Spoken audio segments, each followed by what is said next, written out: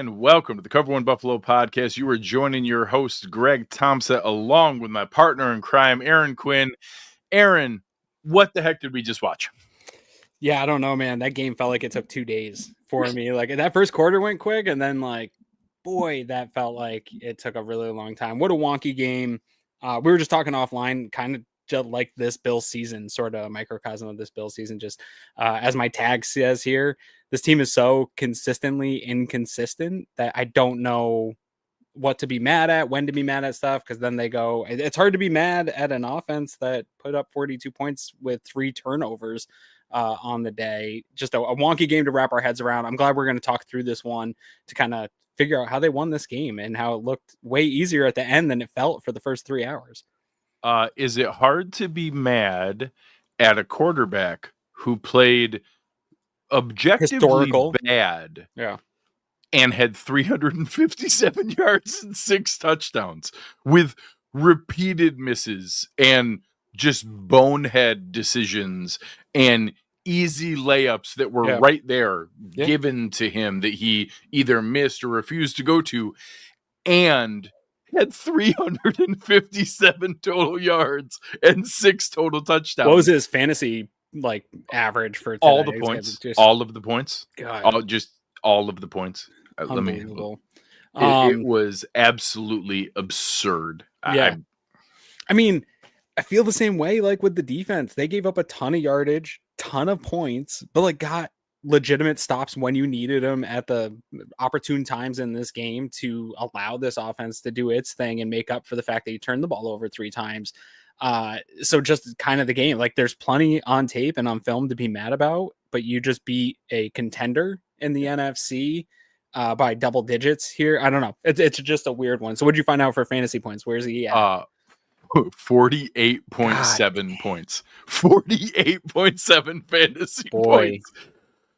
And it should have been 50 because he missed Reggie Gilliam on that 2-point conversion. Yeah. No, I mean, obviously I was kind of tongue in cheek. I had a thread going because at one point I really meant it. At one point in the third quarter, he had 225 yards and 4 total touchdowns. And I was like, this is the worst any quarterback has played with 225 total yards and 4 touchdowns through the third quarter. And I meant it at that point. From that point on, it was a bit because he kept scoring and playing great. And they kept scoring and scoring and scoring for a 5th touchdown and a 6th touchdown. To be fair, up to that point, though, at the half, I want to say there was really 2 plays that gave them the majority of the yard. He had a 53-yarder, but it wasn't good looking. Yeah, well, and I mean, that Ty Johnson touchdown wasn't Josh, but so whatever. We'll get into all the stuff that went into it, but I meant it when I first tweeted it. I meant it. He was not playing 4 total touchdowns level of football, but we had him and we had the points and it counts. From that point on, he the offense played great down the stretch. We played smart. We didn't turn the ball over. We weren't doing dumb, annoying things. The defense played weirdly well for a team that gave up 32 poins. It got run all over. Some nice plays when we got run all over. Couldn't keep up with Sean Career Tucker. Day for Tucker. Yeah. Super weird. Super weird. Again, you want to go down the path of played great, but probably the best special teams, how about the best return game in Bills history. They were unbelievable in the returns. Both Ray Davis and Mecole Hardman had 5 returns where the worst return was 35 yards. Yeah. Those guys, they averaged 39. Yeah, no special teams penalties. I didn't even know that was allowed. I thought you had to have a special teams penalty. They ended up with technically 39 yards per return, but that's only because Curtis Samuel messed it up with his 15-yarder. Ray Davis and Mecole Hardman averaged 44 yards per kick return. It looked good. 219 kick return yards on 5 kick returns. But then I also was ready to kick Mecole Hardman out of Buffalo for about an hour. Muffs a punt and gives the ball back, and then after a big stop by the defense, immediately out for the game with a calf injury, which is funny because I don't keep my pride in my calf, but he might keep his pride in his calf. So when his pride got hurt, apparently he was out with a calf injury. And Mitch Wisnowski, amazing.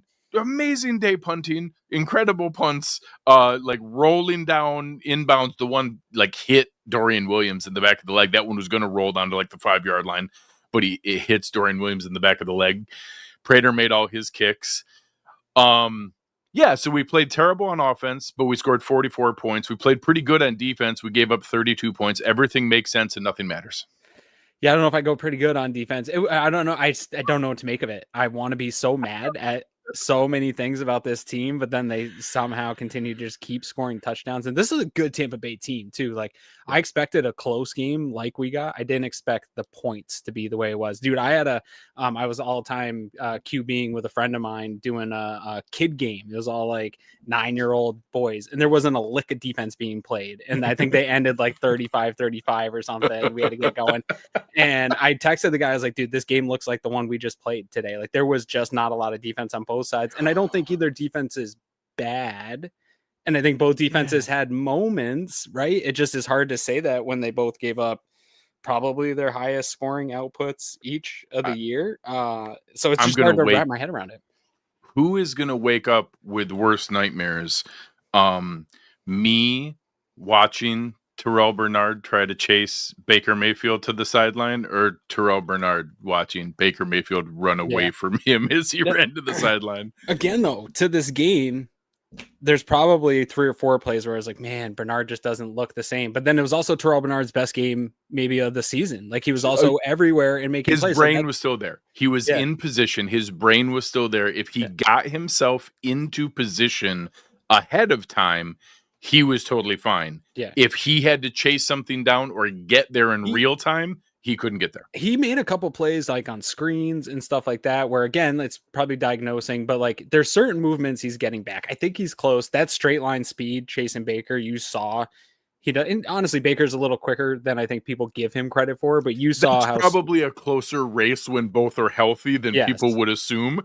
But he should have been able to catch him before the first down. And if he was healthy, he would have. I think he's getting close. He looked the best we've seen him so far. Like he's trusting his brain. He's trying to get into those spots. Like you said, he made a lot of plays in this game. I have a ton of notes on Bernard, but that's the kind of game it was. Like, I don't think anyone, Josh, no matter who it is, the people that had good games and good moments in this game, they also had boneheaded plays and kind of knucklehead moments in this game. That was just the way today played.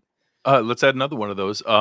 Joey Bosa collapsed the pocket repeatedly. He also stared blankly at the wrong place, like 4 different times. Like spun. Watching him spin in a circle in open field is like the slowest, most unathletic thing I've ever seen. And he's not like slow, but it's not a good look. So bad. Yeah. The one play, like he jumps. So 2 plays earlier, he bit really bad on a read option and got in trouble. So then 2 plays later, he jumps into the backfield and stays in position, not realizing Tez Johnson was already past him on the jet sweep. He had no idea. He's just sitting there, and like he looks like the controller got unplugged. Yeah. And he's just standing there in ready position. And then later you had the play where we sent Bernard as an untouched blitzer, comes with a free run on Baker, and then he was the spy floating on the other side. And somehow Baker still gets the first down between the 2 of them untouched, going at Baker Mayfield. Fun stuff. Everything makes sense. Everything makes total sense. We're fine. Yeah, kind of day everybody seemed to have. I think as we roll through here, all these position groups and stuff, everybody had highs and lows here throughout the day. Only highs. I'm interested to hear how the Bucs fans are talking about this one, because you felt like with the way you dominated the run, and I know time of possession doesn't really matter, but like there was 3, like you said, 3 quarters of this game where it was like, dude, we can't stop this, and then all of a sudden it just dried up. There were so many things. Again, more first downs, more third down conversions. That's not always an indicator, but they had more first downs. They had more third down conversions. They had fewer turnovers. They had fewer penalties. They ran for 200 yards. That's going to be one of those games. Like when you go and look at those games of like NFL record all time, when a team has more first downs, more third down conversions, run for 200 plus yards and less turnovers, and it's going to be like 337-0, and the Buccaneers are going to be the first team that lost that, and they lost by 12. It's not like this was some fluky last minute score. Like they lost by 12 points. They lost by 2 scores. Just such a weird freaking game. Weird game. Super weird game. I bet I did not get to track all the explosives in this, but I bet if you add in special teams, the explosives offset some of those statistics that you're saying, where the Bills probably offset it with some of those big explosives in this one. Heck, without the explosives, just the hidden yardage of the special teams alone was I know Sal and Eric really hit on it, and you've been talking about it here the last couple of weeks about how poor our starting field position was. Our average starting field position was ridiculous today. Yeah, like there were a couple. They pinned us deep twice, I think. They pinned us deep. Maybe there was a couple frustrating ones too on like good stops where they had a great punt. And So we had a couple dumb ones where we ended up with. So the average starting field position might end up getting washed out because we had the couple that started at like the 2 and the 3. But we had so many that started almost at midfield. That was there that it was super weird. Is this Chief Orally? I'm probably gonna. He's probably Orally, caught me on that one. O'Reilly, Chief Orally. I have very mixed emotions with that one, mostly since I'm facing my brother in fantasy with 55 points. Yeah, that's tough. If anybody was facing Josh Allen today, or I won't lie, I haven't bet on football all season. I just decided to retire for this season. I can't live it. I have too much emotional investment going already. I did emotionally hedge in fantasy today. So I had J.K. Dobbins all season. He was playing really well in fantasy. And then I had Tony Pollard as a backup. In my emotional hedge, do you know who I stuck in at running back instead of Tony Pollard? No. It was Sean Tucker. Yeah, I started Sean Tucker in like 3 leagues out of like, well, I think he's going to do good because we're terrible at the running. Or if we stuff him, I'll feel good because we stuffed him. Because I hate that. That's my least favorite. This is why I don't play a lot of fantasy. I hate that. So that you have to get. I got both. We won, and he scored like 32 points because we can't stop running back. So it was great. So Chief, I feel for you facing Josh Allen and your brother. Those are tough ones. Padden, who was awesome in the Discord channel today, come hang out. We had a great time in the Discord channel today. It was just a barrel of laughs. All of us processing like we were going to therapy. Just when I think I'm out, they pull me back in. That's spot on. Sespinar here. Josh watched Tage truck DeBrincat last night for the game-winning goal and remembered he can do that too.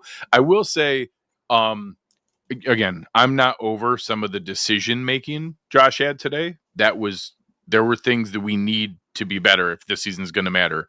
But his aggressiveness running the ball and his decision-making when to run, I thought was the best we've seen all season. I thought that was very good today.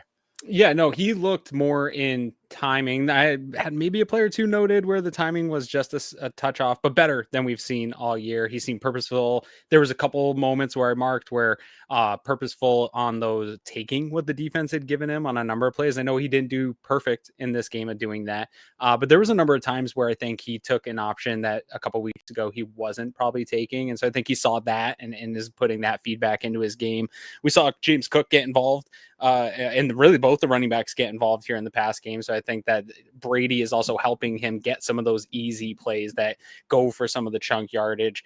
It looked to be coming together in a lot of ways. Obviously, the turnovers early, you want to get rid of. You have that post of the Josh Allen experience. We saw it on full display today. You got to see less of that, I think, heading into the postseason. But I want to say, Greg, I've said it a couple of times, this is a good football team. I think this is probably as balanced of a team as the Bills will see. And they also needed this game. This wasn't one where losing 2 in a row for the Bucs is huge. I think they're a playoff team. But in terms of balance and a star wide receiver, granted a young one, but a star wide receiver who the Bills kept pretty quiet here today.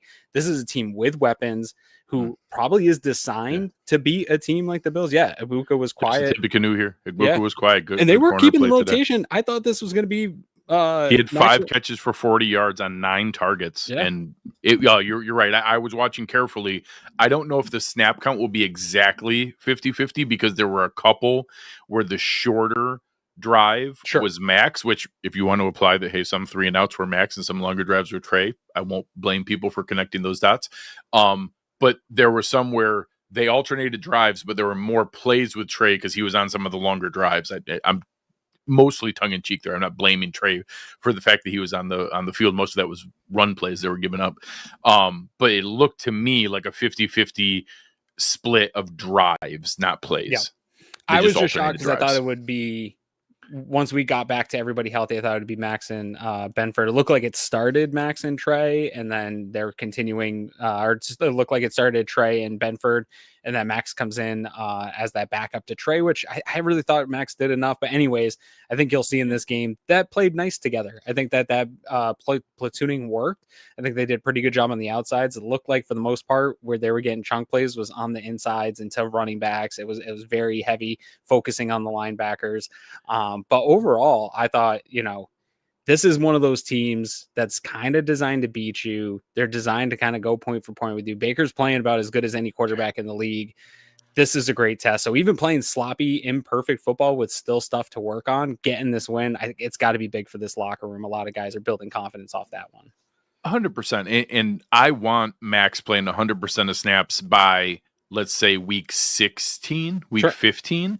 But if they want to take another 3 or 4 weeks where I don't know if this is going on, but I'm going to tell myself this is what I want to be going on. If what they're doing is alternating drives, and on the drives he's not in, there's the DB coach, the cornerback coach, what's his, Adai, that he's there going over the video with him of like, hey, here's what we saw, here's what we're showing, is this what you're seeing too? And they're trying to accelerate his learning curve because of the time he missed in camp and early in the season. If that kind of stuff is going on, I'm totally cool with that. I think at some point they need to make that call because we need his speed on the field consistently to be able to take advantage of that. But if we have a couple more weeks accelerating his development to get there, I'm cool with that if that's a combination. Yeah. All right, this question is going to be for you, but first I want to give kudos to our awesome business partner and the founder of Cover One, Eric Turner. He broke the news yesterday on Keon Coleman, and you were busy, so it was just Eric and I talking most of the time.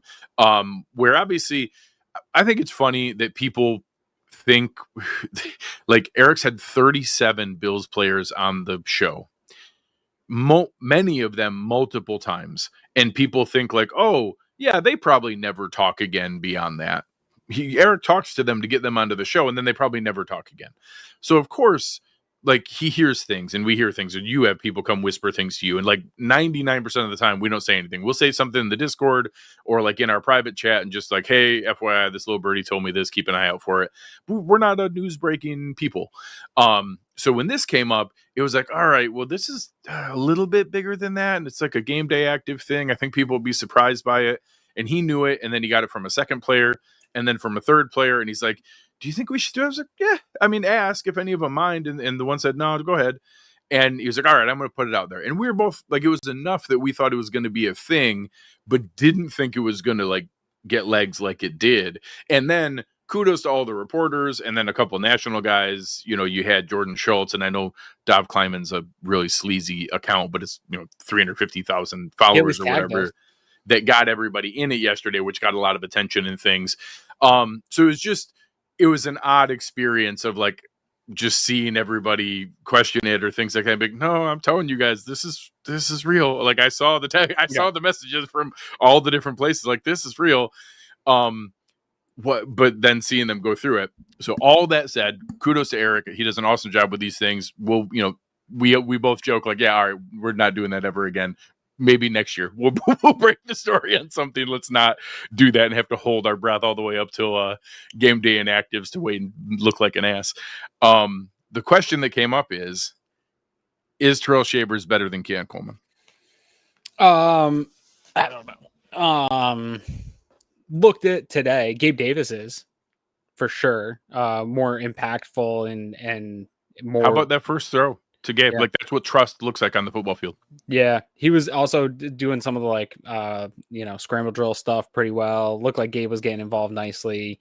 I wasn't a fan of the Keon Coleman pick. I tried to get in on the hype here this summer. He looked good. I will say the Bills PR, training camp PR, definitely worked on me. He did look good. Me too. I bought into that hype over the summer. I was like, okay, like he figured out something additionally, and we're going to get those 50-50 jump balls. We saw the Seattle game. Like, we're going to get more of that. It looked like that this summer. Looked like that at the Baltimore game for a second, and just has fallen flat. But we, as people were talking about too, it being a disciplinary thing at this point, I think that's what's most frustrating. And I think we fell in love with this like personality and the yellow code and the cookies and all this silly stuff. And we're like, yes, love this guy. And I think that silly personality is actually coming back to maybe bite him a little. It doesn't seem like he's taking things seriously and he's being a little silly about stuff. It's cute when it's Marshawn Lynch. Sure. And that, hey, Marshawn Lynch does funny, goofy stuff and is going to have fun, but also works his butt off, shows up on time for everything, and balls out every game. Yeah. Then it's cute and fun. If you're not going to do your job, which is to just show up on time for stuff, then yeah, that's not cute. Now all of a sudden it's like, oh, it's a, it's like in Step Brothers, like, oh, now the tuxedos are kind of messed up. Like, you know, it's like that. That's cool when you're putting in all the other work and doing all the other things. So, how about this? I'll add a second question. Do we definitely see Keon Coleman play again for the Bills?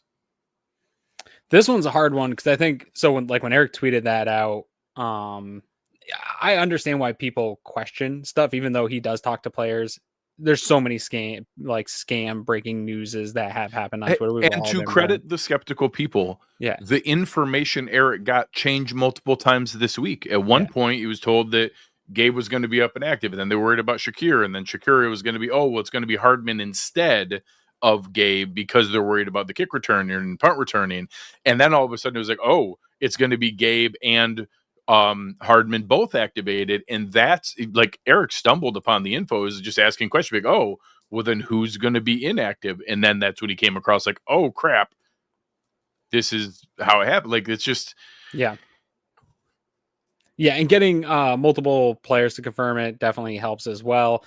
Those are the type of conversations too. Like, I talk to players about coverages or something. Like, I'll reach out to a guy that's being blamed for a coverage. I'm like, hey, kind of what happened here? Can you give me your side of the story? And you'll be surprised how many of them want to talk about that stuff and be like, hey, actually, it was cover 3, and I was actually chasing and helping out, and it wasn't on me, but I definitely look silly there. And so those relationships definitely get built. But yeah, I do think Coleman, this one's a tough one because it is disciplinary. He wasn't benched for his play, although I wonder if his play was better, if there would be less rush to discipline him for these issues. Like, how much would they tolerate of being late to a meeting if he was producing at a high level? So I think they kind of go hand in hand. I think he's playing his way off the roster with the attitude. I think these other guys did take advantage of that opportunity. So I think he's going to have to earn it through practice. We're probably not going to see him earning it back. I won't be shocked if this game day inactive goes a few more days because he doesn't really provide much other value that these other guys right now don't. I think, well, one, I kind of think Mecole Hardman had a 1-game stint as a Buffalo Bill. Sure. So my guess is he gets maybe not released, maybe put on IR because it's a calf thing. But be like, hey, you're going on injured reserve to get that calf rate. We'll let you know if we need you again. Gabe gets added to the 53 officially in that spot. And then it becomes that kind of thing of, okay, we have the wide receiver depth ready, but 2 of you are going to be game day active every week. And right now, Keon, you're one of the 2. We'll let you know if that's going to change. And that it might, because obviously injuries happen all the time. Bad play can happen. Somebody else could mess things up or do a bad job. But if things just stay the way they were today, which today was not some ridiculous, amazing game, Shavers gets that 43-yard scramble drill deep ball. So his stat line looks great at 4 for 90 and a touchdown, but a lot of that was scramble drill stuff. And then the next 2 top receivers are running backs, 3 to 66 for Cook, 2 for 61 to Ty Johnson, Gabe Davis 3 for 40, then Dawson Knox, Curtis Samuel 2 for 19, Josh Palmer 2 for 17, Khalil Shakir 1 catch for -3 yards. Mm-hmm. So there wasn't, like today, the fact that we scored 44 points, the receivers didn't play that great, but they all played their part. I think those guys are going to play more coming forward. Well, obviously, I know Khalil Shakir was dinged up this week. So I will chalk that up as just them being cautious with him. I still don't like his usage, but yeah. I'm how about this? I'm giving myself copium. I'm telling myself what I want to hear, that it was because of the injury stuff. He was wide open. There's a play I've marked to yell at Josh. He was wide open on a 2nd and 10 down the sideline. Josh just totally missed him. That could have changed his stat. That's like the one play would have been an explosive, and it's like, damn, that changes everything. But yeah, all those things said, I find it.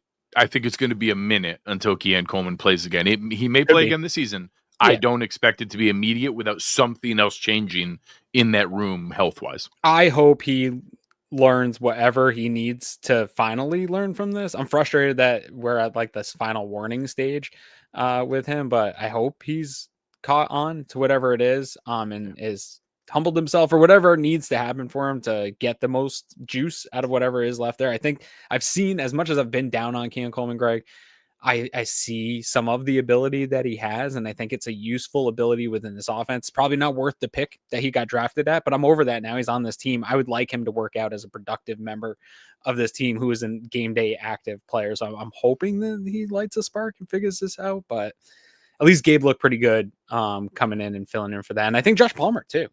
Yeah. So Josh missed Palmer 3 different times where he was the intended target, let alone a couple others where he was open, where Palmer could have had a really nice game today, but just didn't connect in that way. Yeah. On the other side of it, how worried are you about the running game versus you chalk this up as, hey, Tampa Bay has a great running defense? Because James Cook, this is 16 for 48, 3 yards per carry. And last week wasn't awesome either. And now you're talking about a couple games in a row where, like, James Cook didn't get bad, but our team's onto our run scheme. And do we need to change something up?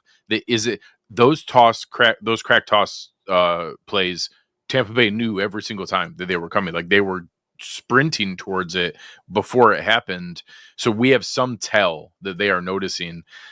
I'm not worried about James because, again, he had 3 catches for 66 yards, caught a touchdown, ended up with over 100 total yards today.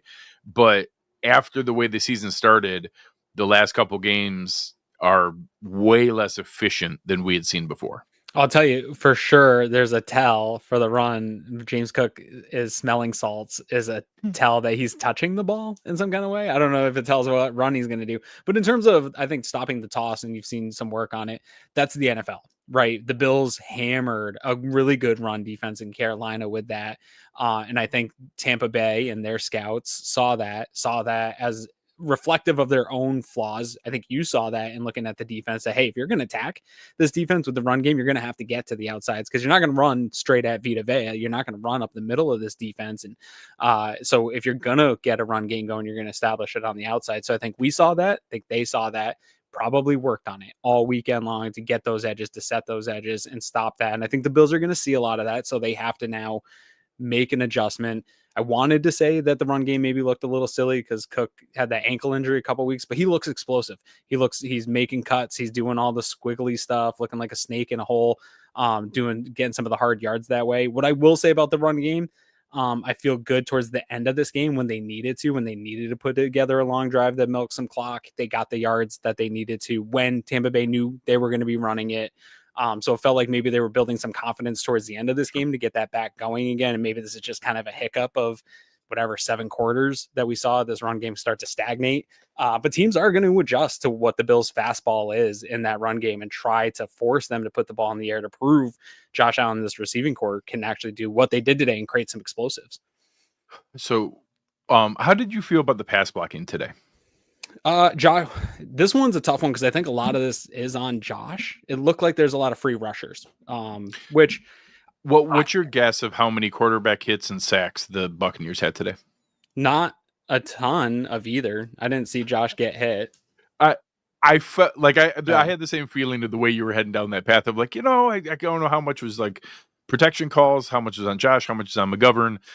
There were some free rushers that I didn't love. They had 1 quarterback hit and 0 sacks. Yeah. Like, that doesn't feel right. Like that in the opposite, feel like what I saw. I bet we hit and sacked Mayfield more, but if you would just, without seeing the stats, I would have told you Josh felt way more pressure. Yeah, correct. Yeah. It felt like they had way more pressure on Josh. They had 1 quarterback hit and 0 sacks. It felt like we barely had any pressure. Nothing matters in football anymore. We had three quarterback hits and 1 sack. Yeah. And obviously the big one was Daquan Jones ending the game when you're officially putting a cap on the game. But I felt like the offensive line didn't have a great game today, and I'm like, nobody touched Josh the whole game. I just don't know anything. Josh did a much better job of feeling that out, finding the right lanes. I don't think Tampa Bay had as good of a plan to contain Josh in that run game as some of the other teams we've seen this year, because he got loose. Yes. He stepped up in a couple rollouts. There was they did not spy at all. There was nobody there for Josh. A couple of those rollouts that was just bad design. Yeah. So just one that I'm curious to say. I bet you there's a high number of pressures that Tampa Bay got, but obviously they didn't get home. And when you don't get home, Josh Allen throws scrambled drill touchdowns. Yes, or a 2-handed interception. Let's not talk about those. Let's not talk about those. Yeah. That's part of the worst game any NFL quarterbacks ever had, with 357 yards and 6 total touchdowns. Out of all the guys who have thrown for 357 yards or had 357 total yards and 6 total touchdowns, Josh played the worst of all of them today. Yeah. How about this one from Rick? Is Poyer making the clutch tackles Rap missed? Well, I think Poyer's in good position a lot of times. I think we maybe didn't know how hurt Rap was, because that makes a lot of sense now, especially you see Terrell Bernard hurt and not playing like himself too. Like, this does change the way players play, but Poyer's definitely also missed a few big ones. There's been some big plays that were given up in this game where I almost tweeted out, like, I'm kind of sick of seeing Jordan Poyer and Matt Milano jogging behind guys like 20, 30 yards upfield. But Poyer made some big tackles in this game. I think he stepped up and made some big plays. Almost got his hands on the ball too in this one. So he's in the spots where he mostly needs to be. All 3 of them right now. Bernard because he's hurt, the other 2 because they're old. But Milano, Poyer, and Bernard, their minds are still playing at a very high level. When they pick something out, they make big plays because they know where to be and they get a head start, and then they get the big blow up plays. And you saw, Bernard had a couple cool TFLs that way, just because he found it before it was going on. He broke up 2 passes, had 2 TFLs. Jordan Poyer had 15 tackles today and a pass defense. Mm-hmm. That's because they're putting themselves in those positions to be able to do that. Also, they're putting themselves in those positions sometimes, but not quite there in time. So you see them not have the athleticism to make the play, like when we saw Poyer not be able to get the angle on Tucker's pass touchdown down the sideline, when you saw Bernard not be able to chase down Baker freaking Mayfield. Oh. There are some things where with limitations, they're not there. That's what we were seeing from Rapp earlier too. He wasn't bad. He was just trying to gut through not being healthy. And now Poyer is healthier than Rapp was, so he looks slightly better. He still had some angles that, his speed can no longer close. Yeah.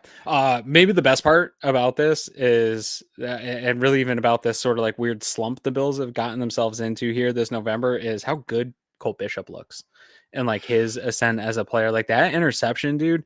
I don't think he flashed negatively to me once. No, he's all over the field. This is a good football player. And I'm really excited to say that is a spot that needed something here going forward. And I think that's paying some dividends. And the fact that he's also just around the ball and getting his hands on the ball, that's huge for the Bills right now. That was a big interception, a big moment in this game. But yeah, he's not making mistakes. He's flying around the ball. He's a really nice piece. Probably the best Bills defender here over the last month.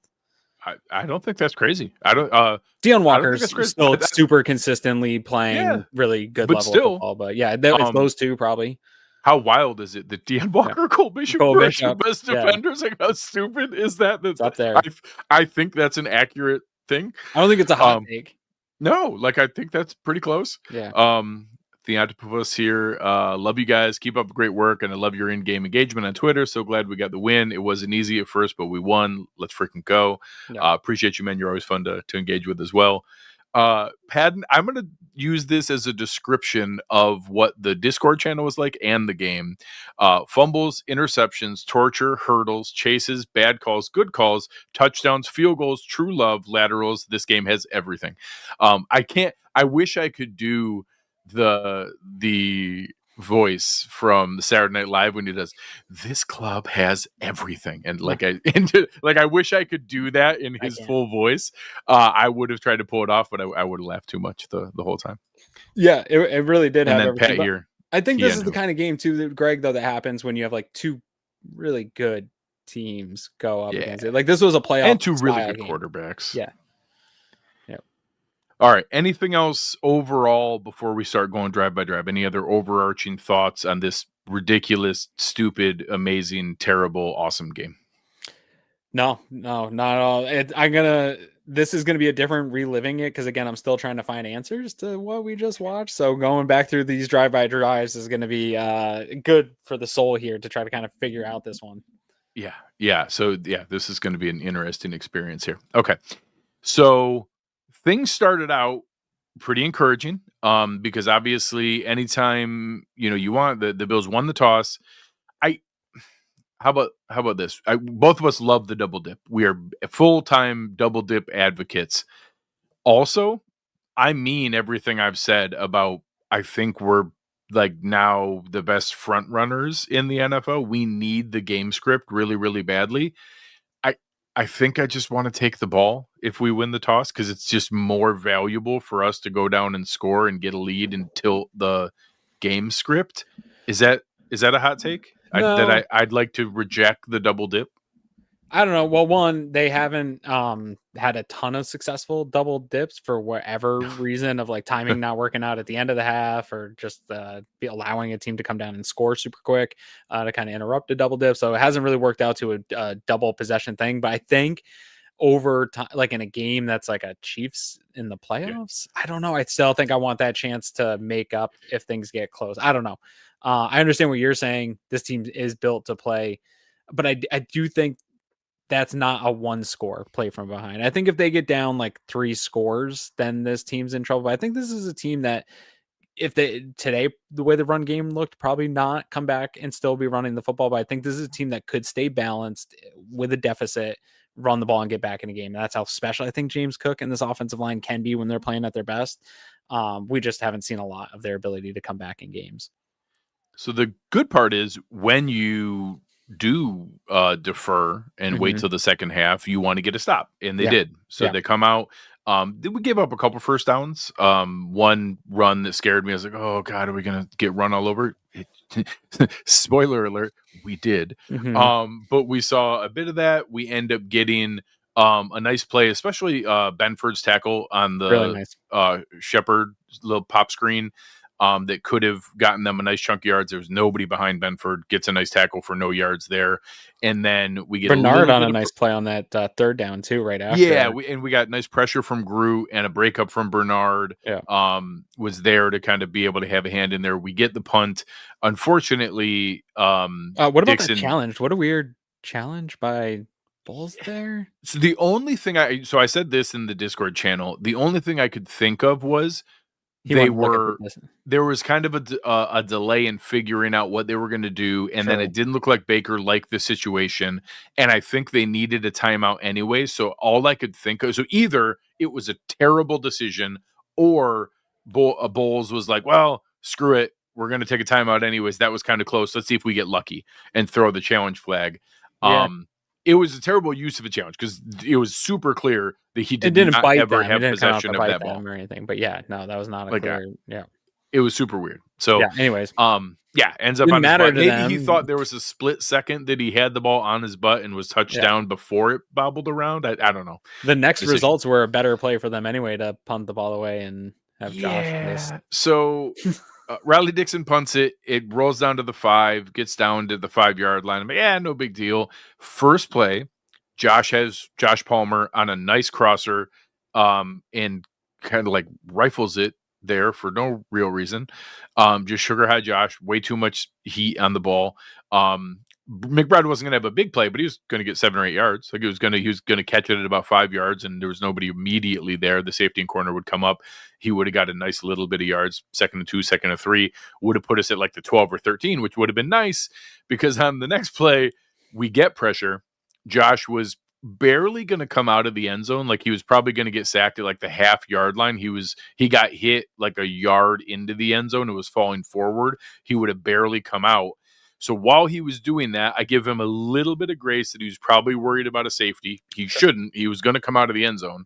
So he saw Palmer coming across, didn't see the defender with, I think, Shakir. I'm not sure. It might have been Cook. But somebody on a hook here, he didn't see sitting there as they were coming across for Palmer's guy. And that the defender there, Parrish just jumps in front for a lollipop easy touchdown on Josh doing another one of those two-hand push passes. And, Aaron, what did you tell people when they celebrated last time for the cool push pass? Well, actually, I should have gotten more hate than I did because I already used that card when he had the good one a couple weeks ago to Kincaid or Haas. He had a good one to Haas last week. So yeah, you're not allowed to celebrate it if you're gonna also get mad when it doesn't work. I just shook my head on this one. He should never do it, or he should always do it. I just shook my head on this one. I'm just like, oh, you dumb puppy. You still haven't figured it out yet. But no, it is going to work out. He's going to make another crazy play that he's not supposed to. Even in this game, some of the plays he was able to extend and make are just one-of-one plays. And so it's so frustrating in this moment because, again, I think you look at the points and the yards that the defense gave up, and it doesn't look like a good day. But then you look at a situation like this within the game where they get a stop, and a great punt by the Bucs, but you give them the ball back in 2 plays. And then you have to trot your defense back out there, and good on the defense to hold here. Hold on. I'm going to take this. So this combination here, there was a chance this could have got away from us. We had terrible vibes from the last game. And now you're in a spot where, this could have gone ugly very quickly. You get a turnover, early. They're at the 7-yard line, starting with the ball. The defense has to come in on short notice. They just got off the field. They were off the field for 2 plays and now are there, and they have to come in and make a play. They end up getting a 3-and-out with 2 quick run stuffs, and then pressure where they can't get the ball to Igbuka and hold for a field goal. And not only do they hold for a field goal, they come back out. It looks like Mecole Hardman is about to have an awesome debut as a Buffalo Bill in his first game, takes his first kick return, 61 yards. Brandon Beane is a genius. He finally got us a game-breaking kick returner. This is going to be amazing. Pay no attention to the rest of the game.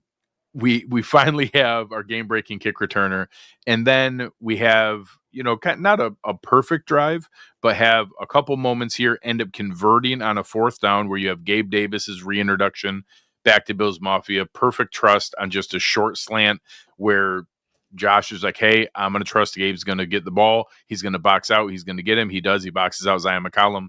He gets the ball. We continue moving our way down the field and end up getting in a position where you get a nice run by Ty Johnson. We try to go back to Gabe for the same play and then come back on, the quarterback push and end up scoring in a much needed play where it could have got away from us. And instead we get a stop for 3, turn around and get a touchdown and kind of stem what could have been an ugly start where you let them take control and things start to unravel. I thought that establishing that and letting them, okay, we're going to be all right. We're going to be able to score here. It may not be perfect, but we still have it after how bad that start was last week with, barely any first downs, 0 points late into the third quarter.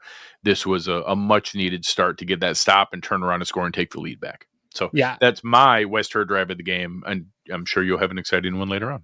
Yeah, I had it marked as a potential because of the complementary aspect of it, like you said. And also, I think to your point, not wanting to be a team that plays from behind here when you give up, having that stop by the defense, again, all the yards and points that they gave up aside and all the problems that I think will still continue to plague them as they go forward this year.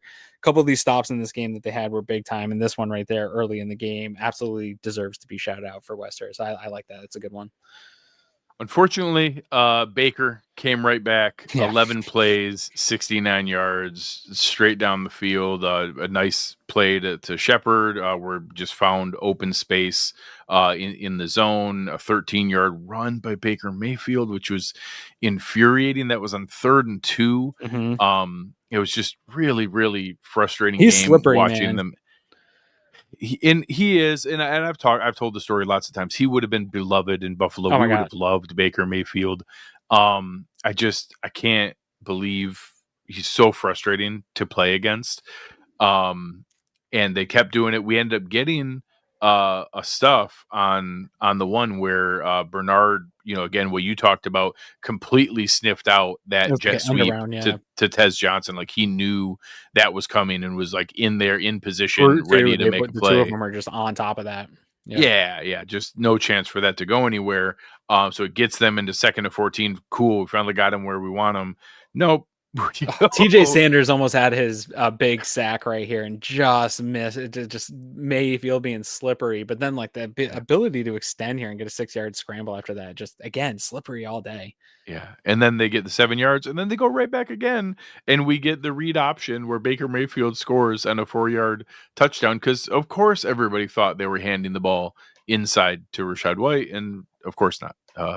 Baker kept it. Good on Baker. Like that's not something they've run often. There have been very, very few. There have been very, very few called runs by Tampa Bay all year. So being in that position to do that is huge, to be able to catch that. The Ravens just muffed the punt against the Browns. And gave the Browns the ball at like the 7-yard line. That's a shame. Hate to see it.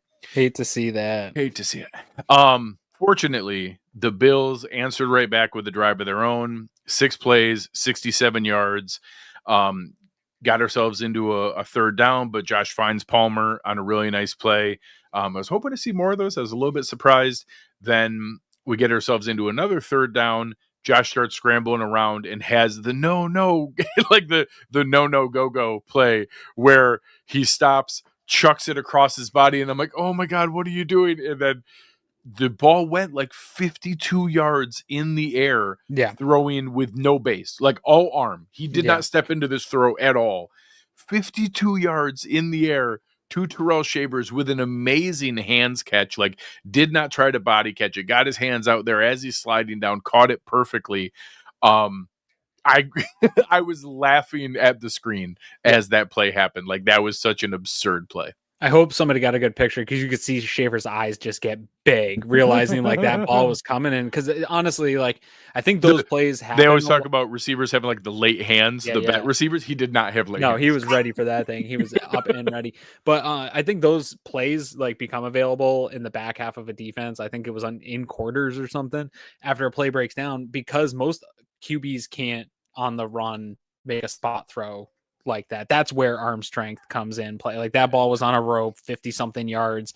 What was it? 43-yard touchdown. It was a 43-yard touchdown. He threw it 52 yards in the air. 52-yard air. Because he was back a little bit and off to the right, and that was in the back corner of the end zone at about 6-7 yards into the end zone. Yeah, 52 yards in the air. What a ball! What a catch! Ridiculous. But again, like, I was excited because they got back on the board. But this drive here felt like, man, like you still feel like the offense is a little disjointed. It didn't feel smooth. It felt like, okay, we got a broken play. Awesome. It's good to see Josh getting those explosive broken plays. We could shut up about the 20-yard air balls here. We got a couple of them now back-to-back weeks. But it didn't still feel like the offense was like grooving and clicking at that point. And from an anxiety standpoint, we couldn't relax because they let the Buccaneers come right back. 6 plays, 66 yards, right down the field. This one, they got an early 1st down. And then again, we get him into 3rd and long. We get an incompletion. We get a stuff play. They try another Tez Johnson play. Terrell Bernard gets it again, back-to-back stops to be able to get it. They get it to now 3rd and 12. And we send a blitz and it just doesn't get home just barely in time. Baker's kind of backing up and throws the ball pretty quickly for like where he was. But the fact that he was in shotgun and in that position already backpedaling and finds Shepard for a 14-yard gain on 3rd and 12, and then boom, the very next play, 43-yard touchdown to the house.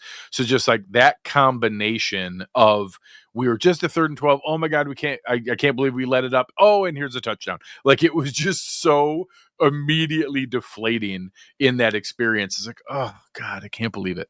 I wasn't sure whether I should have been if I was being irrationally mad as a Homer fan, I felt like Wirf's block on Poyer on that touchdown, like he had a hand on his back. I don't know exactly the rules in that moment, but either way, to watch it. But I was also so impressed to watch a man of his size get out in space the way he did on that run. Like I also don't want them to call that. Because it was a beautiful run, and it was Jordan Poyer wasn't going to stop that run, whether or not Wirfs touched it. So maybe that's I think if you have a hand on the chest and a hand on the back, and you're pushing that direction, I don't think that's a legitimate block in the back. And he didn't grasp it; it was just the fact that he like squeezed as he pushed. I don't think that's a hold. We'll talk about that in a little bit here on what is also not a hold. On a play coming up at the end of the half here. So now we take that. We just had the bad experience of, giving that up immediately. But okay, well, the offense is playing great. Davis return. At least we'll have that. Now they kick away from Miko Hardman because, of course, that's smart. And now Ray Davis takes it 44 yards for the return. We start at almost midfield. We get a couple incompletions, and now it's like, oh, God. This is where Allen on that 2nd and 10, he missed Samuel, which, whatever, it was fine. It was like that deep ball to Samuel where he didn't really track it real well. But then he missed Shakir. They schemed it open. Brady schemed Shakir wide open up the sideline, and Allen just missed him right out of bounds. So frustrating in those moments because you just watch the other team score, and then you go incomplete, and you're in 3rd and 10. It just feels like this offense doesn't have that. Yeah. So, on 3rd and 10, Josh scrambles for 8. So we're at the Tampa Bay 43. Yeah. So it kind of feels like, all right, this is go for it territory. I'm kind of glad they're making this decision. They set up the play. Joe Brady gives Josh lots of options here, and he tries to get the ball to Knox. They step in front of it. It gets picked off again. It was frustrating because I thought there were other places he could go. He's a little bit behind Knox on the pass, and it just is frustrating that now we've got not back-to-back, but 2 first half interceptions on plays that felt pretty clearly just mentally on Josh. Yeah. I was super frustrated. I think at this point, my wife was just like, what's wrong with him? And I just like defeatedly was like, I don't know what's wrong with him. Because that play, again, I've got it noted to go back. I hate looking at the broadcast. It felt like there was opportunities for a chance at easy yards there. I don't even, like in a vacuum, I don't hate the interception there. It's the moment of the game. Where this season is, it's what you've done the last couple of weeks. It's putting your team in a bad spot. Typically I wouldn't mind the turnover there, but it's 4th and 2. Like you don't need, it's not like it's 4th and 12 where you have to take a risk to get downfield. Like no. 4th and 2, there were options. He still could have ran. Like is into coverage. Yeah, I didn't love it. And it felt like he was the second late to make the decision to. This exact point's going to come up again here in just a little bit. Okay. Let's keep going. Let's do it. Fortunately, the defense does step up here. They get the ball in terrible position where we're now turn it over here. They come in, get a couple runs. So now it's feeling like they're getting some momentum going, but we get finally a 0-yard gain from Bernard. And then only a 5-yard run to Tucker, which seemed like a win against him. Then we get the incompletion to Otten on 3rd down.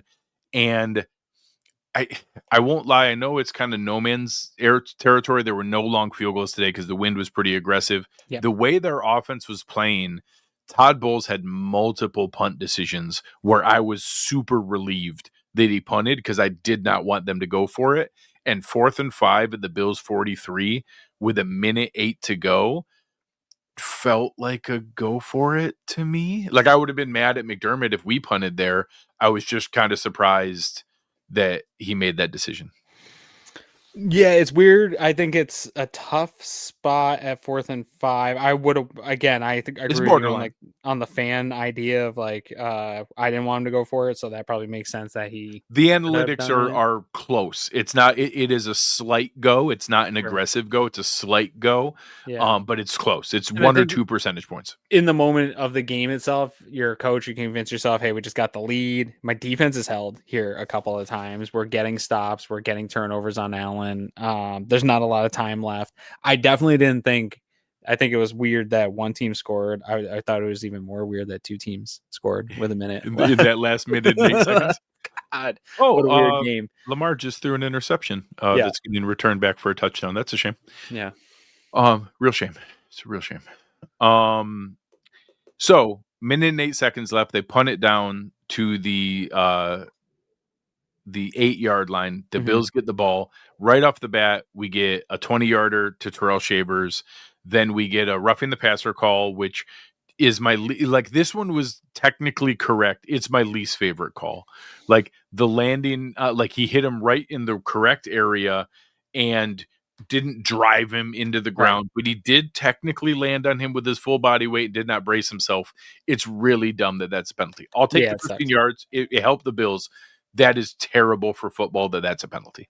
Yes, I think the ones that they're trying to prevent are where it's like lands on the shoulder and pushes the pile driver stuff, like the WWF pile driver stuff, where you like jump in the air and drive your body weight down into him, and there's extra emphasis. Like that's cool. Get that stuff out of the game. This wasn't that. This was a completely normal, legal tackle in every other sense, except if it's a quarterback in the pocket.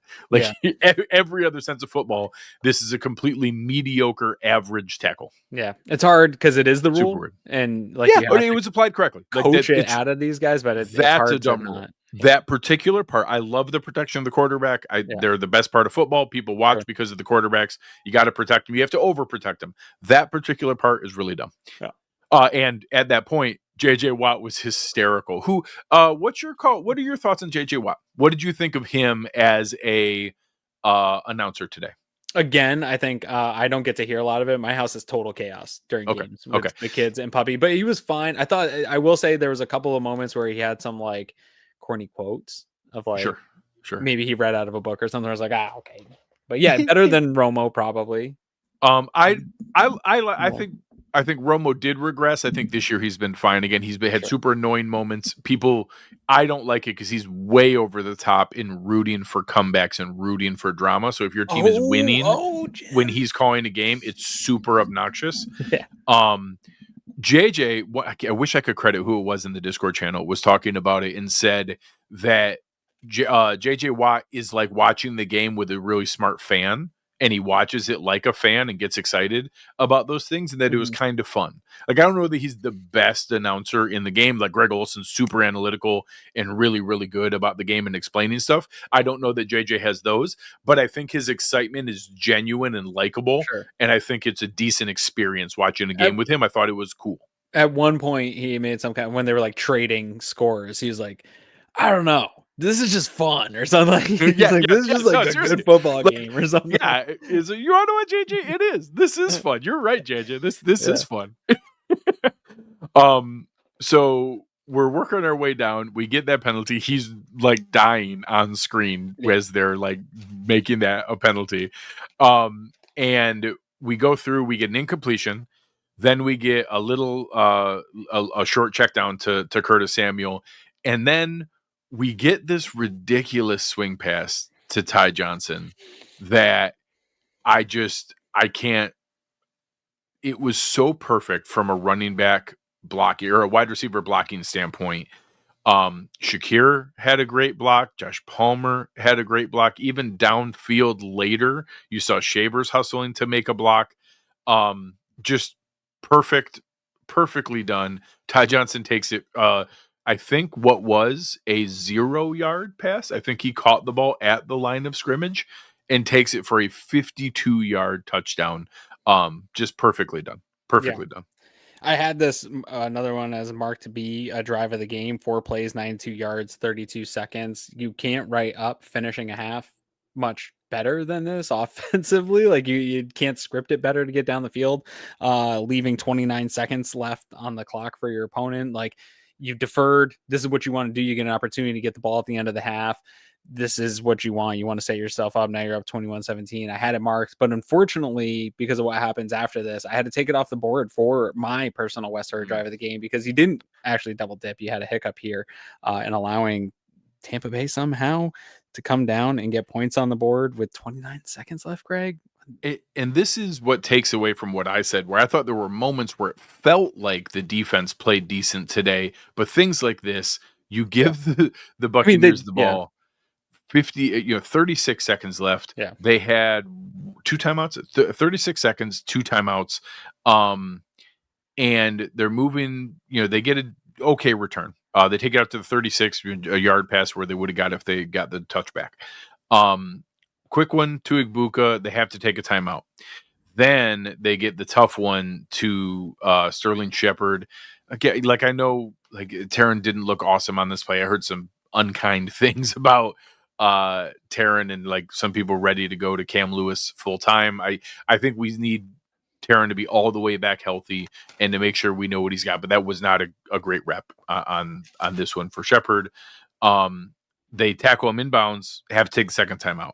Then they get another one to Igbuka plus a penalty where I don't think Javon Solomon was trying to knock the ball out of the guy's hand. I think he was trying to hurry up to get on sides because they were running the ball. But he does. He knocks the ball out of their hands. You think he did? I think he was intentional. I think he was being cute. I think he was being cute and got caught doing it. I mean, if he was, I respect it. That's the vibe I got. Was he was just hey, that ball's out. I'm gonna knock it while I'm running. Sorry. Did I bump into that? Yeah. Oh, my bad. I didn't realize I bumped into the ball. Maybe. Yeah, you might be right. You might be right. And I didn't even care. 5 yards at that point. It's whatever. Yeah, and then again they get the 6 yards there. What really bothered me is on the blocked field goal. So we get all that crap going. We hold them.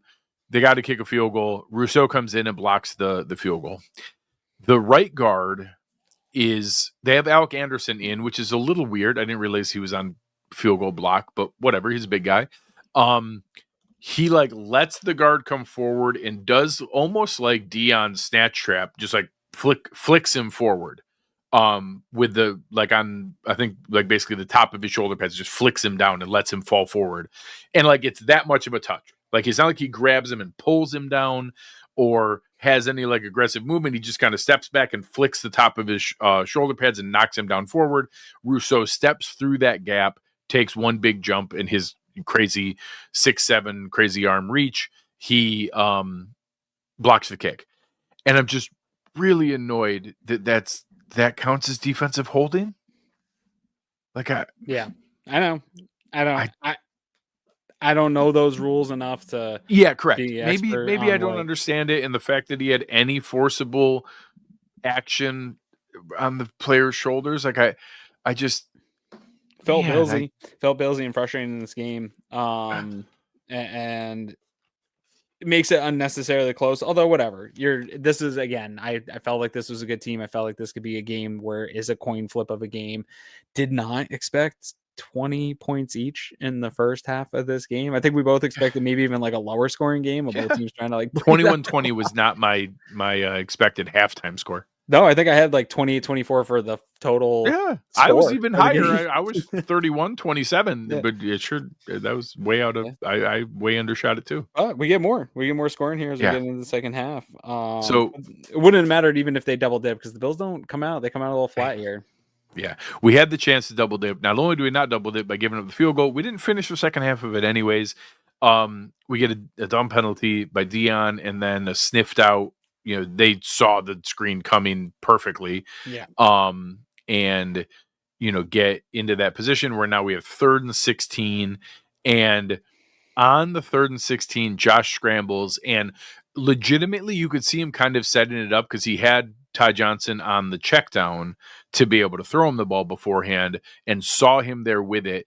And this is one where just the pure physics of Josh's momentum coming forward messed it up where he did feel like he was throwing backwards. He didn't try to get away with one, but the fact that he was running forward at full speed, throwing it laterally, the momentum came with, and he let go at the 50. Ty caught it at the 49. The fact that Josh kept going and was at the 47 and 2 yards ahead of it made it feel like a lateral in real time. But once they stopped and it showed where he let go and where it was caught, it drifted forward barely by 1 yard. It was a forward pass. It was illegal. That was almost a really cool play. Yes, almost wasn't. But again, the fact that you have to come into those kind of plays. The push pass, the other one. Yeah. A lot of people were piling on. This was the moment where a lot of people were piling on about the, Sugar High Josh 2019. I saw a lot of national analysts just referring to like 2019 Josh. That was a rough one to see going back and forth. For sure. So this drive might again be an encapsulation of how frustrating this game is, Greg, because like, again, I think the defense is going to get a lot of flack for some of the statistics and yards, but you got shout out to Mitch Wisnowski. Amazing punt here. You're great punt. Didn't even need to get downed. It rolled out of bounds on its own at the 4-yard line. So like, hey, we didn't convert. We got the penalty, but Wisnowski had a perfect punt, and they have to start the ball at the 4. The defense steps up. We get a stuff, an incompletion, and both then tackle there. Tackle Otten right at the line. I'll be honest, like, it was super, super close. If that was the Bills, I would have probably thought that it was a first down because it was really, really close. Where his butt hit and where the ball was, like, his body was beyond the first down line. I don't know if the ball was beyond the first down line. It's hard to prove in those. It was super close. And of course, in true Rasheed Wallace ball don't lie fashion, they punt the ball. Mecole Hardman, I don't like. There were two catch spot. There were two defenders right there. I have no idea what he thought he was gonna do, but like, he catches it without fair catching, immediately gets hit by two defenders, and fumbles the ball right back to Tampa Bay and gives them the ball directly. Yeah, dude. So it's frustrating because your defense isn't good enough to withstand this. When your defense gets stops, you got to make it a stop. Yes. You can't give up a play like this. And so I don't blame the defense for coming out and what happens next. You think you got to stop, you get off the field here, and you got to come back up after giving up. What was that in yards? That had to be 45, 50 yard. It's a 46 yard bomb, basically. Yeah. It's a 46 yard. Plus the fumble went forward. So say it's a 35-yard, 40-yard penalty. So their yard swing. Their 4th and 1 was at the Tampa Bay 13. Their next possession was at the Buffalo 43. So 37 and 7. 44 yards. A 44-yard swing. Play. 44-yard play.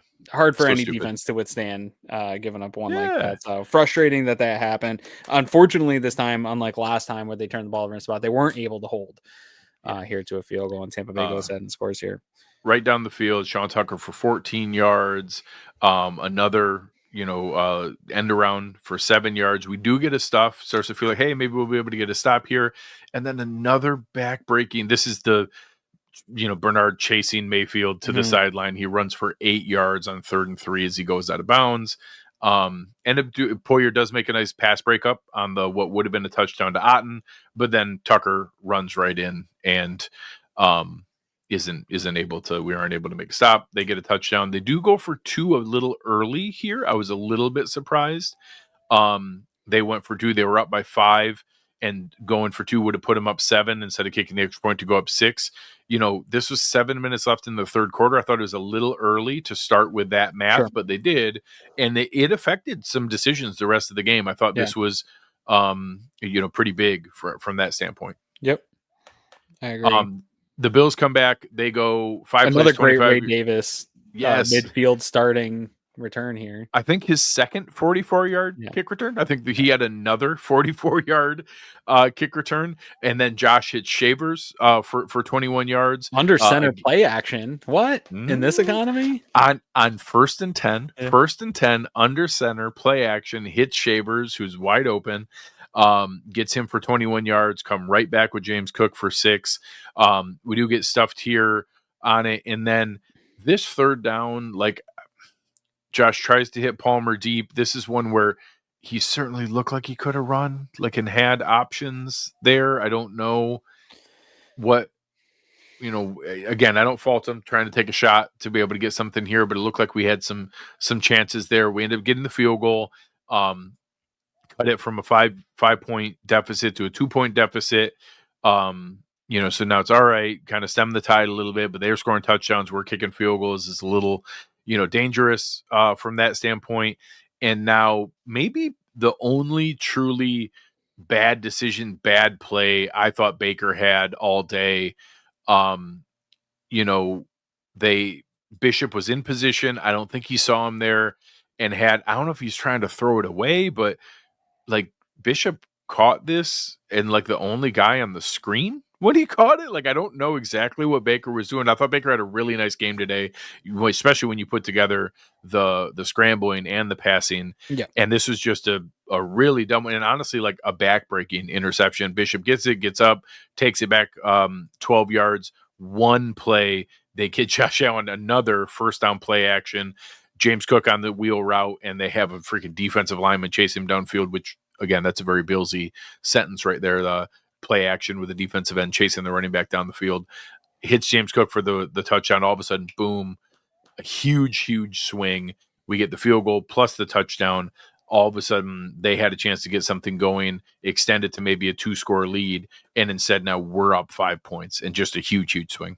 Yeah, honorable mention for a drive of the game. This was my second one. I was going to pick one of those two combinations to be able to pick as my West Herr drive of the game. Yeah, I wanted to, but I still have one more that was in nomination that I'm going to go with just because it didn't put the game away here. Sure. Like I felt like it was about to put the game away. You saw some stuff happening, but man, these Bucks were pesky here. I don't know if this next one was the moment where JJ Watt said this is fun, or if it's two more drives from now, but it's one of these next two. Yeah. The Bucks answer back. They come back with their own 9-play, 62-yard touchdown drive. Moving down the field, just again, kind of frustrating where it's 4 yards to Tucker, 2 yards to Tucker, 2 yards to Tucker, 8-yard scramble, again, an 8-yard scramble on 3rd and 6. I think this is the read option one. Mm-hmm. And just infuriating that I think this is the one where back-to-back plays, this one, Joey Bosa's he bites bad on the read option. And then the next one is the Tez Johnson 6-yard run where I'm pretty sure Bosa's like standing there in the backfield, like his controller turned off, ready to make a play and not committing to the running back, but not realizing Tez Johnson was already past him going down the field. Then Rachaad White, 3-yard run, boom. Sean Tucker, 28-yard wheel route where Poyer can't close the angle. Tucker had a head of steam. That's just a rough play. They go for 2 again and miss again. So now some of that math is coming back to haunt them where they've scored twice. We've scored twice, but we converted. They stopped for a field goal, and all of a sudden it's 12 versus 10. They barely even gained anything, even though they got 2 touchdowns. This one... Is this the one where Samuel kind of like mishandles the kick? Yes. They start here. This was one of the ones where they start in pretty poor field position. On maybe we were joking in the chat. I think it was Celeste who had said like, "Oh, great! Of course, now we get our first bad kick return of the whole game where we really could use it." We're down 32-31 here, down by a point, needing to drive, and now we get a really nice one. We get that play action again right off the bat to James Cook, get an 18-yard pass, start moving our way down. Deion has an annoying false start penalty where now we get it to 3rd and 11. It's feeling like crap. We got to be able to convert here. We're gonna get it back. And Josh gets Curtis Samuel for 14 yards on a really big one. What a crazy catch where he probably should have caught it on the first one, but would have been a drop. Ends up getting it back, hits 1 foot down, and barely hits his heel before his butt hits out of bounds. Then Josh comes back, gets Gabe Davis for 22, then gets knocked for 23 down to the 5. We're getting chunk plays in the air, back-to-back 20 air yard plays, and then Josh runs it in for the 5-yard attempt. Josh in at this point. Like they shove him in. He was scrambling, and to be completely honest, at this point, this is the next one where I was like, he should have gone down. This one, he was fine. Yeah. And he has Gilliam wide open, and I don't know if this was a miss by Josh or a miscommunication where he thought Gilliam was going to keep running and Gilliam turned around. But easily should have had the wide open 2-point conversion. We don't get it. We probably should have gone up by 7, but we're up by 5. This is the one where, again, Todd Bowles makes another decision that kind of confuses me. Wacky, man. This is so we kick off. Bowles, but he gets 8 yards on the first 2 plays. Yeah, it's 3rd and 2. He gets a miss, and I'm like, all right, okay, we got to make a big play because they're going to go for it on 4th and 2, and they line up, and they bring the punter out, and I'm like, all right, this has got to be some like, hey, watch for the fake, or they're going to try to get us off sides. Like, they can't actually be punting. Yeah. And like, when they snapped the ball and kicked it, I was like, they punted the ball to us down? It's in the fourth quarter. We just scored. They're down by 5 and they're punting the ball to us on 4th and 2. Like, I get it's at the 39, but this wasn't at their 15. This wasn't at their 12-yard line. Like, they're at the 39-yard line on 4th and 2, losing in the fourth quarter. Todd Bowles, what are you doing? Todd Bowles, what are you doing? Is why I didn't start my West Herr drive of the game there. But I did want to kind of put it in with this because that is a good stop, regardless of if the coach himself gives it to you or not. You're trading blows up until this point for this game. You just got a really nice drive, 80 something yards, 4.5 minutes off the clock.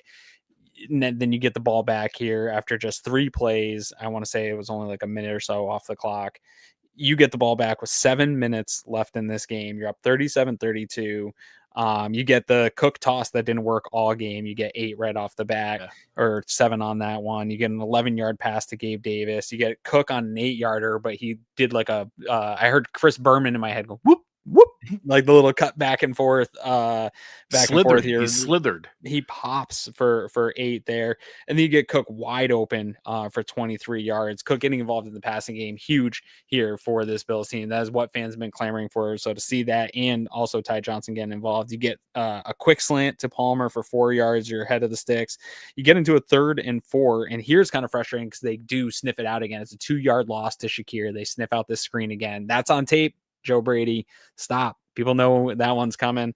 But you do get a flag of face mask from Parrish, and they did bring it in. I do think this one, there were some questions on it in the game, but he did get those fingers kind of like up underneath. The first view, I think it looked like, oh man, that's kind of, but you could tell, you could see the ref looking, and from that angle, you see his head wrench around. So I was saying in the Discord chat, hey, wait for the other angle, wait for the other angle. Then when the other one comes out, you can see he kind of grabs the jawbone part of the helmet and reaps it around. That is a face mask. It doesn't have to be literally the face mask. If you grab the opening of the helmet and pull on that, and he directly did, that is 100% a penalty, 10 out of 10. There are plenty of things Tampa Bay Buccaneers fans can be frustrated with or angry about with this game. That is not one of them. Yeah. And so you're with the 15-yard penalty, you're here in the red zone. You technically it's 1st and 10, but it's like basically a 1st and goal situation. Yeah, 1st and 10 of the 14, but same. Yeah, you get a 5-yarder here from Cook, and then you get the 9-yard touchdown run from Josh Allen. But the most important thing here is the reason it's my West Herr drive of the game is it's 8-play, 85-yard drive, and it's another 4 minutes and 10 seconds off the clock. So between the last 2 drives, you've possessed the ball for 8 minutes and 40 seconds of the half in a game where you had barely any time of possession. Correct. Where you, especially in the first half, and the other team really was dominating that, and you took 2 drives and you put this game away, and this one really sealed that for you. I think the win percentage got up to 98.8% or something at this point, points. Even though it felt like a little bit here, a moment like, oh my God, they are going to make a comeback. This one to me solidified it, put it away. And so that is my West Herr drive of the game for this one. Great call, my friend. I love it. I love it. I will say, so wanted him to keep not running. I get it. And even like my wife even asked me like, hey, should he have scored there? And I was like, well, you always want the touchdown. Like you always want the touchdown. So like, especially the turnovers we've had. Yeah. Well, and you got to remember, like coming into that play, we're up by 5. So a field goal is not 2 possessions. Like you have to get the touchdown. A field goal puts us up 8. You're not up 2 possessions. Right. Which again is why that Gilliam miss on the 2-point conversion was so big. But you needed to get the touchdown. You know, yes, in a perfect world, is he able to go down when he first gets hit at the 3, which is a first goal? It's a first down. It's a 1st and goal. Yeah. And the clock keeps running and you're in position there. And then if you tell me, yes, you guaranteed still get the touchdown, of course I would want that, but you don't know that and you need it. So I'm never going to be angry that somebody scored a touchdown to put us up 2 possessions with 2.5 minutes to go. I'm just not. Yeah. It would have taken like miracle level stuff. Yeah. For the Bucs up 12, you know, at that point, although with our defense, like I think it's debatable. I think there's a moment where with our defense, Sure. It's okay to ask, like, hey, are you sure we shouldn't have gone down? And you're up. It's 90. Not that win probability is everything. We've seen big swings of win probability, but you're up. I think it was like 98.8%. They got 2 timeouts and 2 minutes and 35 seconds left in this game to score 13 points. That's a tough ask of the best offenses against bad defense. And here, the defense really does play well. Back-to-back nice plays by Dorian Williams. He's in on both pass breakups here. They do get the 19-yarder to Cade out in the 3rd and 10. Throw and catch. Yeah, and this is more like, hey, Baker's going to make plays too. That's what this was. This was not a bust in coverage or anything like that. It was just a great play by Baker. Then we get he tries to take a deep shot to Tez Johnson. We were in good position. He overthrows him a bit. There isn't really any possibility there. It was Benford on Tez down there, so some anxiety. Yep. You then get Joey Bosa go. It wasn't a dirty play. He just, as he's falling forward, he hits Baker low. Exact same as the other one that we got in our favor. Not some egregious play, but it is a penalty. You can't hit him low. It is. But on the next play, Daquan Jones, pure hustle sack. Baker's trying to keep the play alive. This is not on Baker. He's just trying to find somebody open deep. Daquan closes from his blind side, sacks him, strips the ball. Dorian Williams is there to pick it up, and it ends up helping put the game away. Yep.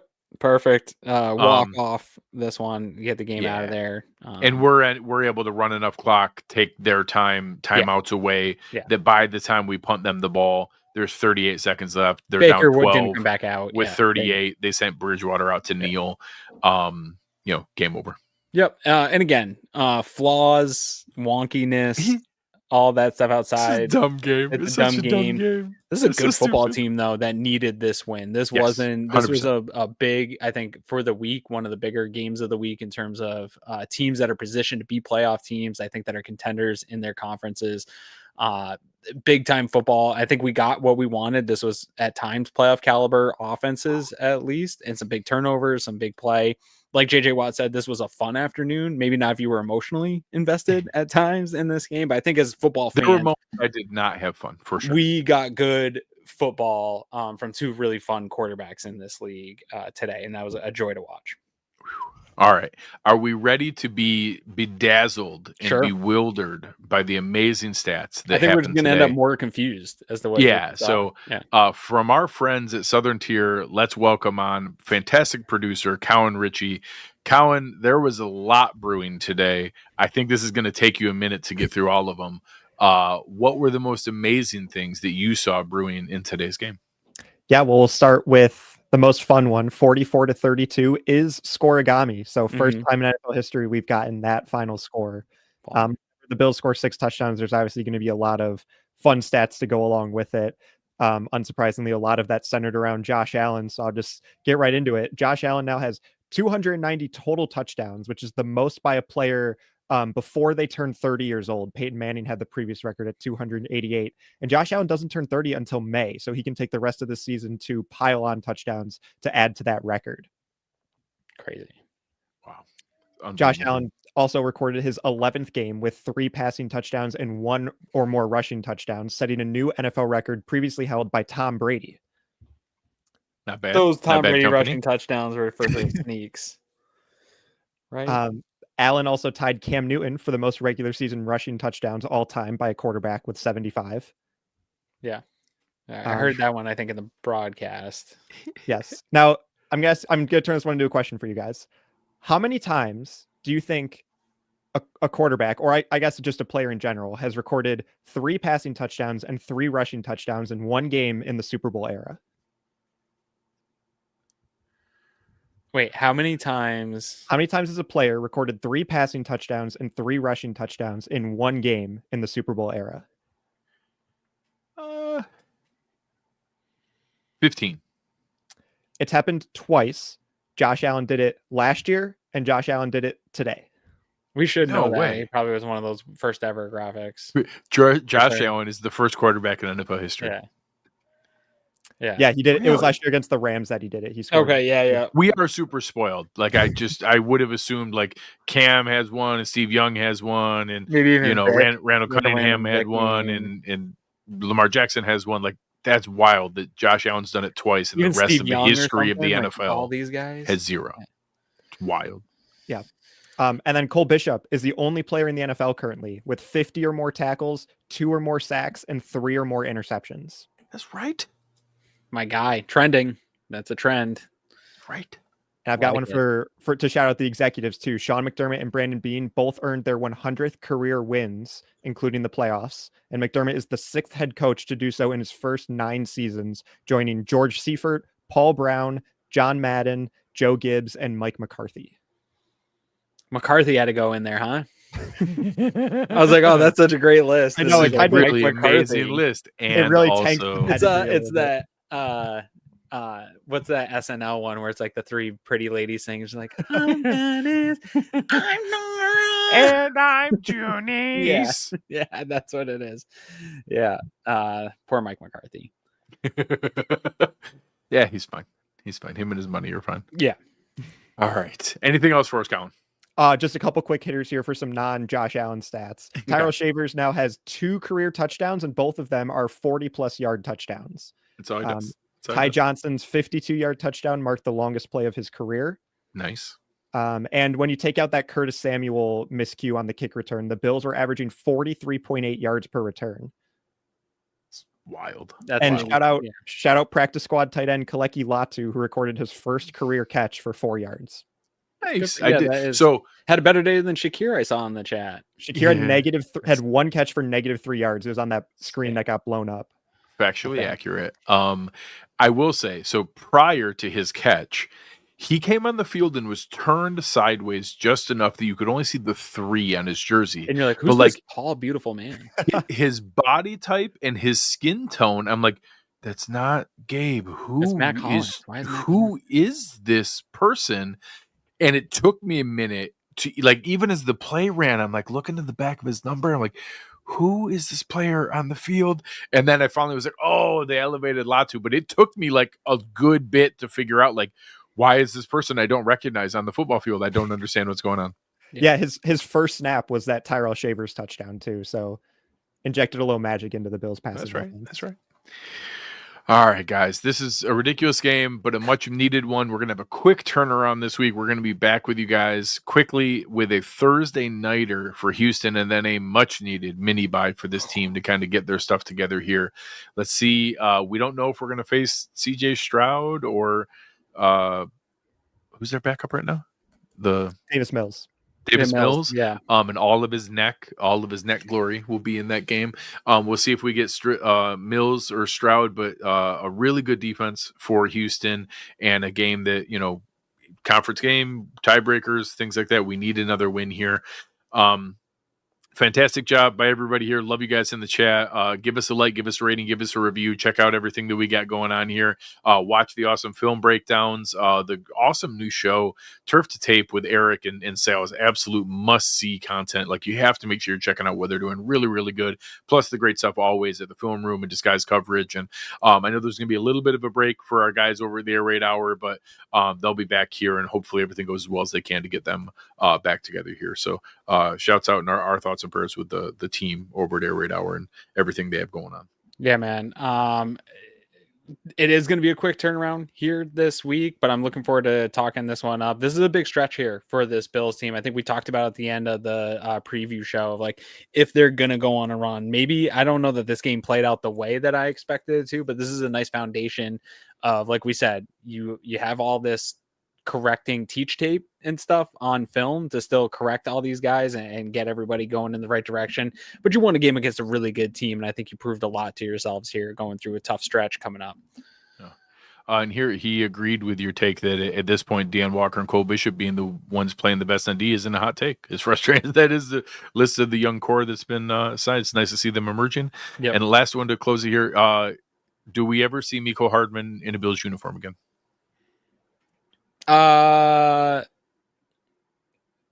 don't know. Maybe. I'm going to say no. I don't think we do. I think that was a one-game career for Mecole Hardman as a Buffalo Bill. Does that mean Brandon Codrington comes back, or do we look somewhere else for the return? No, I think we go back to Shakir fair catching. You had Johnson one chance and Davis. Johnson and Davis would be the kick returners. You had one chance at having fun, and we ruined it. And you ruined it. We had one chance to have cool things, and we're not allowed to have fun anymore because you ruined it. Thanks, Mecole. You're now going to get put on IR, never to be seen again, and Gabe Davis get your roster spot. Yeah, probably. All right, guys. You guys were amazing in the chat. Again, awesome job by Colin finding all those nuggets during the game here. Big shout out to our fantastic sponsors, West Herr, best auto dealership in New York State and one of the biggest employers in Western New York. Our friends over at Southern Tier Brewing Company, love everything they have going on. But on behalf of our fantastic crew here, fantastic producer Colin Ritchie, my lovely co-host Aaron Quinn, I am Greg Tompsett. You have been listening to Cover One Buffalo, and we are